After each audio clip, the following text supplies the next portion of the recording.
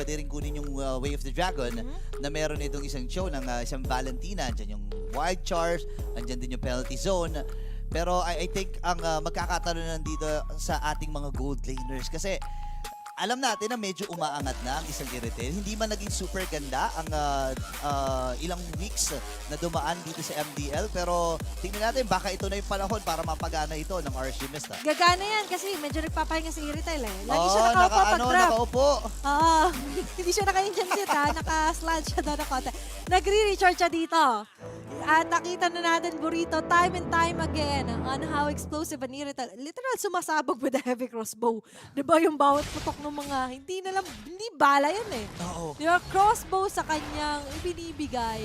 Still, Echo Proud needs to watch out for the Iritel habang ito. Kailangan din mag-watch out ng Echo sa mga possible deny kasi ganun gagawin ni Extoba, ganun din si Santi Sucre. Ang kulit na itong dalawang roamers natin, Santi Sucre. Okay, magiging successful naman ang pagkuha ni Dre at ni Zaida. Pero may konting pause para sa laban na ito. Pag-usapan natin.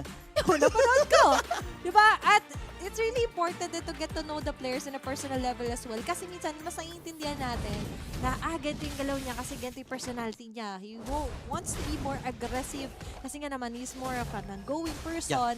Pero ito, sa laro natin, walang tahimik na umpisa, Burrito. Sama-sama agad dito. Ang Ito, Tsaka kapansin-pansin na dalawang quantum charge para sa RSG Mista, specifically itong si 1-6 at si Dre Scofield. Gusto ko lang tutukan itong quantum charge sa mga marksman. Actually, kaya nauso yung mga quantum charge para kapag punuan na yung buhay or punuan na yung mga items, pwede ka magbenta ng sapatos tapos bili ng isang item. Kasi Okay lang. ang bilis din na ng cooldown yan eh. And speaking of bilis, dalawa naka-wilderness blessing dito for Echo. Kanina siya may important na mid-roam duo. At dalawa doon it's the mid Cortese and Rome Santi Sucre naka-wilderness blessing. Same goes for RSG Misan, nakita ko rin naman. Pero going back to your point, mapapansin natin yung quantum charge in demand.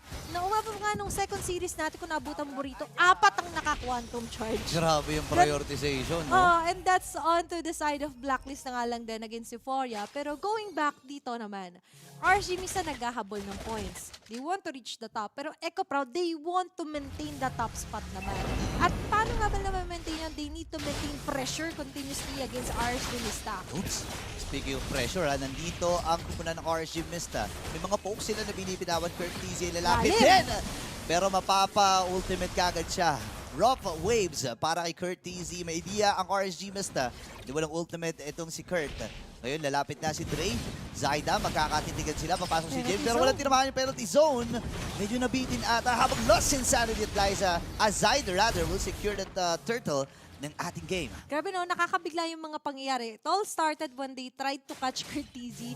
Kahit sabihin natin, walang ultimate doon when it comes to the Lord part. But still, there's the swimming galing and Santi Sucre's hold and walls. Grabe rin naman talaga. Yeah. Hindi naman, continuous pressure. Wala pa yung alaga ko. Wala pa yung alaga ko. Wala Pwede pa. pa akong gumala. Pwede pa. Tsaka mapapansin natin sa XP lane matchup, between the Terizla and itong X-Borg, ang bilis basagin ng Firaga armor eh. Isang 3 ikot lang ng execution strike, basag kagad yung Firaga. And yun yung nagiging reason bakit medyo nahihirap si Vayne na rin na makasama. Tino mo, nauna pa nga si James na sumama sa teamfight even though na hindi tumama yung kanyang penalty zone doon sa Turtle, di ba? Nagre-reflect to ng for RSG Mista kasi napansin din naman natin na lubos siyang nahihirapan dito on the James. Kasi si James, siya yung type na ng mamama early pa lang on the XP. And sobrang rare nga natin nakikita ng mga first blood XP eh. Di ba kasi one-on-one, kadalasan tower hug, or kadalasan nakikita natin na clear lang muna ng wave. Pero kay James kasi, kung kaya niya na mag-hit ng 2 birds with 1 stone, why not, diba? And dito naman sa may bandang edad, that's 2 members of Echo Proud na tinatarget na 3 members. Pero pang-initiate dito sa Super MJ, ginaya yung ultimate. Uy, nandun yung Petrify and Rough Waves. Kaya lang doon sa may bandang iba pa, makakakuha din ng kill 1-for-1. Ang magiging palitan namin si Curtisi ay pupupugi na ng dalawang, actually 3 members ng RSG Mista pero hindi umabot. Nandun yung Operations Rat mula kay Dre. At wala pa rin mamamatay doon sa naging teamfight sa gitna. All eyes are on Kurt TZ. 4 members yun, imagine Burrito. Ganon silang nagde-dedicate nung time and effort nila onto trying to take him down. It's really understandable na nga lang din squishy and as well as targetable talaga siya this early. Pero doon sa 1-for-1 trade-off na yon, kahit sabihin natin na kaganti yung Archimista, yung lead hawag ng Echo kasi hindi mo naman na-delay si Zyda. He got the first turtle. Plus, pansinin din naman natin, hindi naman sila nakakapag-deny ng mga jungle creeps, which is a great sign for Zyda pero not so great for Archimista kung sakali man na gusto rin nilang puhunanan yung early game nila. Yun nga eh. Tinan mo, nauna na nga ang kupunan ng Echo dito sa second third ng ating game. James, ginugulo lang si Dre. Basta binemaintain lang yung space. Pero si Dre, ang makakuha ng second third ng ating game habang ang mga members ng Echo dito, aatras nga ba? Hindi, lalaban sila. Andun Papalag! din yung Rough Wave. Zyda ay mamamatay sa mga kamay ng Archimista. Grabe no, talagang kinatawan ni Dre Scofield yung idol niya, yung pinanggaligan na IG niya. Si Michael Scofield, galing sa prison break. Ay, Nag-break free siya sa prison na nilalagay sa kanya ng Echo. Ah. Diba? At na-outsmart niya by going with the retry battle against Zyda, nakakuha ng pagong ngayon. Unti-unti nakakalapit ang Archimista onto Echo. And ngayon, importante na Burrito, ano na nga ba or kamusta yung mga early game items natin?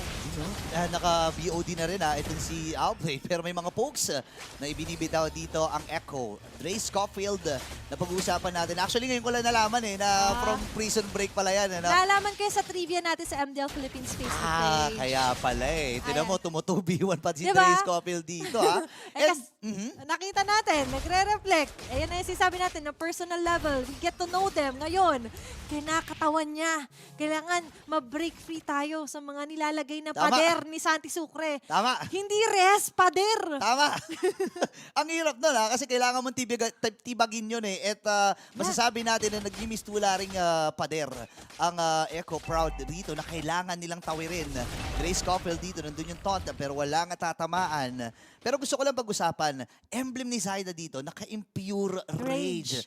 Diba? Alam natin na medyo weird, pero kung iisipin mo, Gana? more on pokes kasi ang habol ni Zyda, yung additional damage mula doon sa skills na bibitawan niya, and at the same time, yung 1% na HP na nababalik sa kanya. Pero ngayon, madadodge ba? Nakasipa? Yan, nakasipa!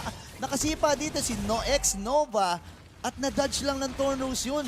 Sabi doon ni Zyda, X ka muna, Nova. Na-X! Grabe yung Tornrose doon. Sabi niya, calculated. Kahit sabihin natin na not so standard or not so familiar tayo sa interracial Lazalo, pero gana pa rin. Grabe, nilaban na kagad dito ng RSG Mista. Kumuha sila ng isa bago magsimula yung dance dito sa Turtle. Masyadong malayo si Zyda. Nandun na rin yung mga members ng Echo dito sa may third Turtle na ating game.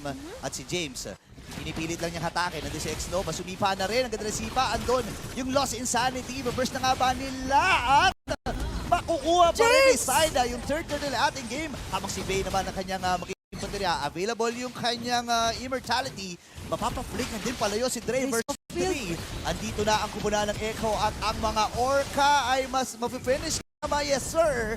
James will secure that kill. Grabe yung mga pangyayari, no? Nakita natin doon si Kurt TZ, sumisigaw-sigaw lang siya doon. Oo. Di ba, terrify? Ako, hindi mo siya talagang duduran ng sisigaw siya doon. Oo. At doon sa pagsigaw niya naman, sumobra naman yung pag-overstand ng Archimista. Yes, nasipa na nga ni Check Nova kasi check na Tama. doon Na-check. si Zyda, pero nasipa mo man, pero mas lalo naman kayong pagigtingan ng pansin ng Echo kasi alam na nilang walang pang-initiate, walang pantaka si Everman, walang pang-disengage dito yung members ng Archimista.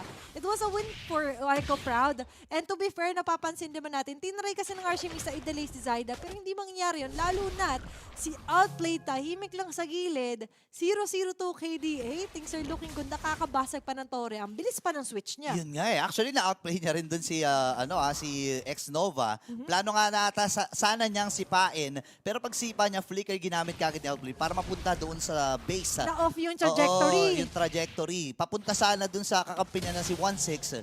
Pero magandang read na para dito sa Echo. 4.2k gold lead. At unti-unti na sumasakit yung mga runners apathy. Hindi 1.6k or 1.6k Kati. ang katay ng damage na yon. And it's understandable kasi naka-BOD for the first item build. And BOD po, ang isa sa pinakamahal na physical item.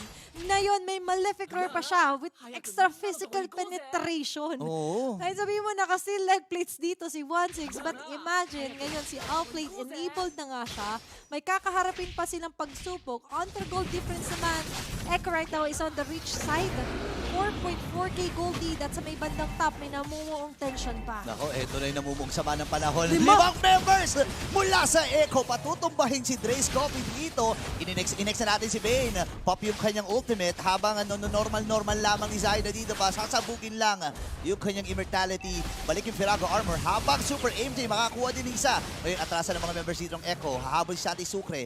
Same with Curtizy at itong si James. Si Super MJ pala ang kanila magiging puntirya. Ang sakit ng mga pokes dito ni Kurt. Hahabulin nga ba? Available yung kanyang Lost Insanity. Pwede James? gamitin anytime pero masakit. Yung execution strike mula kay James. Grabe, no? Ang Echo dito, hindi 5 Echo fans, 5 Echo members. Mismo. Grabe kung matake to. This just shows na very aggressive talaga yung 5 members ng Echo to the point na lamang sila pero look at the dedication that they're showing here on Trama. Pero delikado yung mga ganong klase ng plays kasi ang RG Mista, nagawa nila yung mission nila, yung vision nila to get outplayed this early, na-checkan na yan ng Arshimista. What they can do is to continuously put pressure. Maabot yung mga backlaner from the side of Echo Proud. Pero in this kind of situation, lalo yatang ihirap. Kasi nga naman, a Lord is going to fall onto the hands of Echo Proud. Yeah, walang naging contest dito ng RSG Mista. I think good decision pa din para sa kanila kasi masyado nang malaki yung gap para dito and they need to close the gap. No, kailangan nilang hanapin dito si Outplayed. Maganda naman yung attempt ni X-Nova pero hindi pa tumatama talaga dito kay Outplay. Super MJ, kailangan niya mas maging maliksi rito at hanapin itong si Outplay. Kasi masasabi natin na hindi man super sumasama si Outplayed, unti-unti na nakakabuo ng damage. Actually, napansin ko kanina, naka-vampire mallet din siya. So, most likely, papunta na siya sa kanyang Haskell. So, mas mahirap ito para sa RSG Mista if ever. Kasi mamamaxima siya. Though hindi nagkikritical kapag gumagamit ka ng Haskell. Pero yung lifesteal kasi, habol mo din. Yun yung habol. At sinabi ko kanina, they need to close the gap. And one way to close the gap is to fill in the gap. Yan. And paano ba nila i-fill yung gap na yon? By maximizing X-Nova and Super Henry. Papasok na naman tayo sa mid-roam connection. Yep. Which means na isa masisipa, go for the instant burst for Super MJ. But so far, it's not happening. Yung Petri sana, yung magiging susi.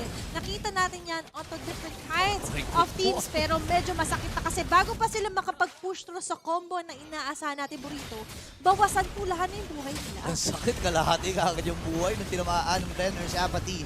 Habang yung Lord ay nasa bibandang itaas. Andun yung wild charge. Habang si Zaida papasok na rin, mapapatay na kagad si Super MJ at may Lost Insanity. Mula dito kay Curtizy. Habang si X-Nova ay babagsak na rin. Zaida ay pumapasok na even under the turret. Talagang tumitipi-tipi pa dito ang Echo Proud ngayon. Kulang 2 members dito ang RSG Mista. Kailangan nilang kumapay. Jace Koppel dito, nandun yung taunt. Habang yung pulutong ng mga minions ay papunta na rin sa may bandang itaas. Main? Lost Insanity gamit na rin pero wala siyang immortality dito. Sinayaw-sayawan na nga siya dito ni Zaida. Normal din. Pero masakit ang damage ng Torre mula dito sa RSG Mista. Layuan muna ang Echo Proud at re-respeto muna sila dahil pabuhay na rin naman si X-Nova. Pero grabe yung damage na na-deal nila here on the base of RSG Mista. But we need to acknowledge 1-6 damage as well. Naka-wind of nature na rin siya dito. Kaya nakita natin kanina nung nakikipagsabay siya kay Outplay. Pero ang ginawa kasi ni Outplay, tumamling patalikod nung inaabot na siya. Si Beshi. Pre-hit lang si Beshi. Habang ang RSG Mista naman, nakita natin yung attempt ni Vayne and it didn't fall into Vayne kasi nga naman, nagawa pa rin naman nilang depensahan yung pinakabase nila laban sa Echo. And this time around, there's a perfect target. Mababurst down ba nila? 5-man attempt. At naging successful yun para sa RSG Mista. Pero ang downside nun, 4 ultimates ang kanilang nagamit. Kung medyo malapit lang ang Echo, pwede silang bumack up sana. Pero kasi alam nila na, okay, wala nang mamamatay kasi 17 seconds, mabubuhay na yung Luminous na Lord. Ito na yung tumatalon at kailangan nilang iprotektahan ng isa't isa para makuha or kung sino man ang makakakuha nito. Bawal muna magpaumpog Patay na yung si Sandy Sucre. Ngayon, ang Echo Proud, call nila, James, kailangan natin makahuli. Hindi tayo basta basta-basta magpapahuli dito. Pero, kailangan may mapitas tayo from the side of RSG Mista kasi delikado yan eh. Buhay si Dre Schofield, buhay si Vayne. Andun sa pinakalikod, meron pang nagmamarcha. Ulo. At walking CCTV X Nova here with Super MJ. Maganda yung golden Lickertizen outlate. Napauwi nila, pula ng buhay, pero ito susugan niya sila. Naku, naka-penalty zone na rin. Losing sanity na gamit na ni Vayne. Ngayon, ang punti rin nila ay si Dre. Masakit na talaga si Outplay si dito. Pero hinahabol ni 160 itong si Outplay. Grabe yung Outplay. At si 160 dito makakuha rin kill Losing sanity para kay Curtis. Nandun pa yung combo niya. 1-2 punch combination. At si Zaida ang makakakuha ng Luminous Lord. Takuhan muna para sa RSG Mista. Pero makakatakas ba? Hindi. 7K gold lead at hawak ng Echo ang Lord. 7-11 na yung current kill score natin. This is very convenient for Echo Proud, lalo na may Lord sa kamay nila. Isa lang ang napitas. Kompleto ang damage dealers nila ngayon. Endable, Ang Arriba sila, Endable Tobo rito. Endable ata to. Echo Proud ay sumisigaw na nga. Echo Loud, Echo Proud. At ang game number 1 ay mapupunta sa kanilang kupunan. A great head start for Echo Proud.